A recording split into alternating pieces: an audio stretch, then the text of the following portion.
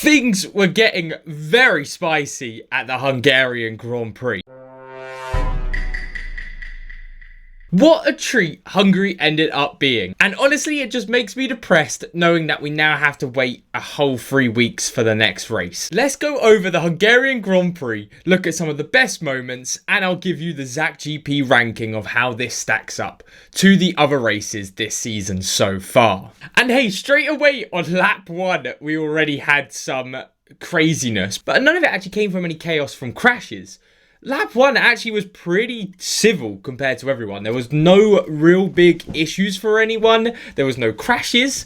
It actually came across from both the Saubers being investigated for false starts. Now, Gabby Bortoletto, turns out he didn't. But Nico Hülkenberg's reaction must have been just like the tiniest, like nanosecond earlier than the lights went out, because I'm still looking at this race replay and it looks so close. So extremely unlucky for him, but he actually ended up getting a 5-second penalty for it. But for on-track action, the big talking point was Lando Norris going back to his usual ways on race starts, dropping down from 3rd to 5th. I mean, what a terrible start that was for Lando Norris in the McLaren. Charles Leclerc had a brilliant start, great for him in the Ferrari, but then yeah, Norris had found himself behind Russell and Alonso before the race had probably even started.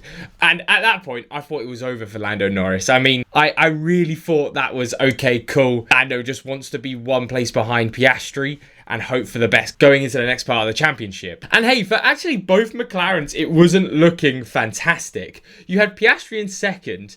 Norris eventually got past Alonso for 4th. But Leclerc was actually getting a healthy gap to Piastri. He got it to around 2 to 3 seconds. And he was maintaining that for the entire first stint. And around Hungary, where it is difficult to overtake, this is brilliant. Because I remember them talking, you needed about 7 to 8 tenths above the other driver you're trying to overtake to get the move done. So even if Piastri somehow turned it around and he was gaining 2-3 tenths on Leclerc each lap, with the Ferrari straight line speed it had at the start of the race, plus that not being a big enough deficit, it really would have been the case where I think Leclerc would have been able to fend off anything Piastri could throw at him. And throughout the grid, bar Verstappen, who was going on a rampage, that's sort of the storyline we had for the first part of the race. It was pretty boring, I will admit, but that's just because everyone on the same strategy, it's Imola all over again. When you're on the same strategy, you can't overtake. It's then when those different strategies come in, that's when it gets spicy.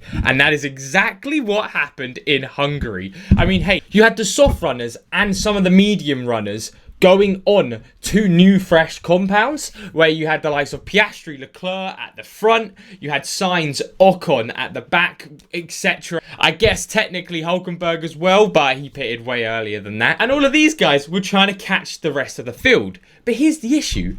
The midfield was a giant cesspit where dreams went to die.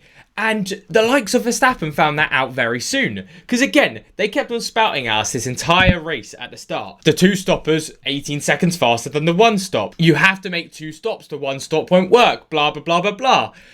And guess what? We saw exactly why sometimes in the stats you just can't comprehend for what racing can become. And I think Verstappen was the first one to find this out when he went and did an early pit stop. He was able to get the overtakes done. By the time he was able to get these done, he was trundling behind Lewis Hamilton, who still hadn't pitted on the hards, stuck behind Behrman and Hadjar having a fight as well. And once you get into that train, you can't do anything. So you had all of the drivers who had just pitted in the midfield completely stuck behind the likes of Behrman and Hadjar, and you then had the likes of Alonso, Bortoletto, Stroll, who were hanging it long, Liam Lawson, now actually on the same pace as them on those tyres that they never pitted on. And that opened up such a big gap where the 1 stop became achievable in the midfield. And it wasn't even just the midfield where this strategy ended up working. You had Lando Norris, like I mentioned earlier in the video, terrible start.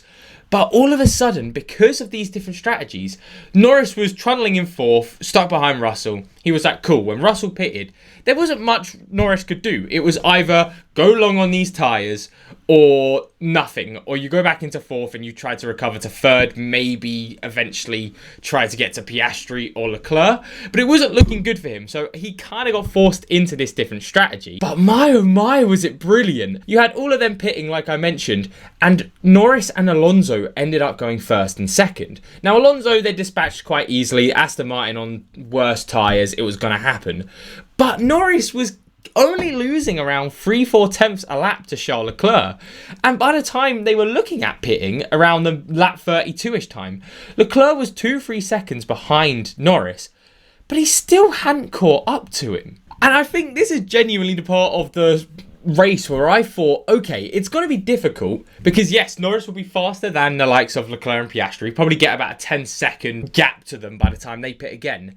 But again, because it's so hard to overtake, this is the first part where I thought, okay, this is doable from Lando. He could very much make this gap smaller coming into the summer break. And while it looked all sunshine and rainbows over at McLaren, it looked dreadful for Ferrari. Because you know how I'd mentioned Charles Leclerc was looking pretty healthy at the start of the video? Well, he was. The first stints, he was looking all fine. And then the car just gave up on him. The amount of different things I've heard, from it being a setup issue, to being a wing issue, to being a chassis issue, Leclerc's car just stopped working. And I have to admit, it's either cruel or funny depending on if you're a Ferrari fan or not. But how does this always happen to you Ferrari fans? I swear, it never happens to Verstappen. It never happens to McLaren this year. It never happens to Mercedes. It's always Ferrari getting the DSQs. Leclerc not being able to convert another pole. And I mean, hey, it wasn't just Ferrari fans disappointed. I think Leclerc was pretty pissed off himself. This is so incredibly frustrating. We've lost all competitiveness. You just have to listen to me. I would have found a different way of managing those issues. Now it's just undrivable. It's a miracle if we finish on the podium. And this lack of pace pushed him from favourite to win the race to now struggling to even finish on the podium. And I can tell you, he didn't even finish on the podium. He ended up 4th behind George Russell. And my oh my, he put a strop on when Russell got over him because he looked like he was going to crash himself out of the race. Oh, by the way, whilst all of this was going on, you had just Alonso casually just chilling in 6th place, ended up becoming 5th when Verstappen pitted, and Bortoleto right behind him in 6th. So you had both Alonso and Bortoleto going for their best finishes for this season. Bortoleto's best finish of his career. Alonso should have got driver of the day though. Definitely not biased for my F1 fantasy. But I mean, this also wasn't the only star performance. You still had Stroll in 7th. And then you also had Liam Lawson out of nowhere in 8th. With Max Verstappen being able to still stick around 9th after the 2-stopper just did not work for him. But then he got behind Liam Lawson. And remember how I told you it was hard to overtake? He couldn't get past Liam Lawson. Liam Lawson in the Racing Bulls was the best Red Bull car to finish. What was this race? And then you also had Antonelli only in 10th. And Hamilton still in 12th, trying to battle Antonelli for that final points paying position. This is peak F1. And hey, maybe not for my F1 fantasy team because I had Ferrari as a constructor, but hey, I can't complain on that side of things because hey, at least I didn't have Behrman as an asset this weekend. And funnily enough, I will admit, it was a stroke of luck 100% having Lawson over Behrman. Complete different reasons why I had Lawson over Behrman. It was only to not take a -10 in Zandvoort, but it worked out splendidly. That's now become a 27-point difference plus the -10 I would have taken. So it would have been a 37 points difference I would have hit if I kept Behrman instead. We're heading to the final laps of the race, and this has to be my favourite part. You had Norris, the hunted, Piastri, the hunter, and Piastri was catching quick. Lap after lap, the gap was going down, down, down. And you're getting to the final last few laps around lap 65, 66. And Piastri was there. I was so worried for Lando Norris here because we know how much Piastri wanted this race win. And I mean, even on the team radio, neither of them cared about the race win until Leclerc's pace went off. They were both like, whatever helps me beat Piastri, whatever helps me beat Norris. Because at the end of the day, they know now those two are the only ones in the championship. They only care about themselves now. And wow, did it get close. Position for the remainder of the Grand Prix. Just a waft to the inside, looking for more, locking up. On the line, Piastri shaping for it, going late, locking up. Oops, sorry, wrong clip. But absolutely incredible how it's almost identical, the situation we got ourselves into with Norris and Piastri from Hungary and Austria. And both times, Piastri just held his nerve and kept the car under control. So hey, Norris, watch and learn, because that is how you make a mistake battling your teammates and not crash out of the race. Surprised Piastri really reacted well. He's into the grass and they have touched the front. But honestly, fair play to Lando Norris, because he held strong, and coming over the finish line, he actually managed to fend off his teammate Oscar Piastri, coming home in first, Oscar Piastri second, and again, George Russell out of nowhere, third place. This guy's always looming, and there's a brilliant clip I found from F1 where he sweeps across the camera. I absolutely love it, but George Russell, I can't believe how good he's been this season. Now makes the championship standings a 9-point difference coming in to the summer break. It really is anyone's game. And even further down, Verstappen and Russell are getting closer and closer each race weekend.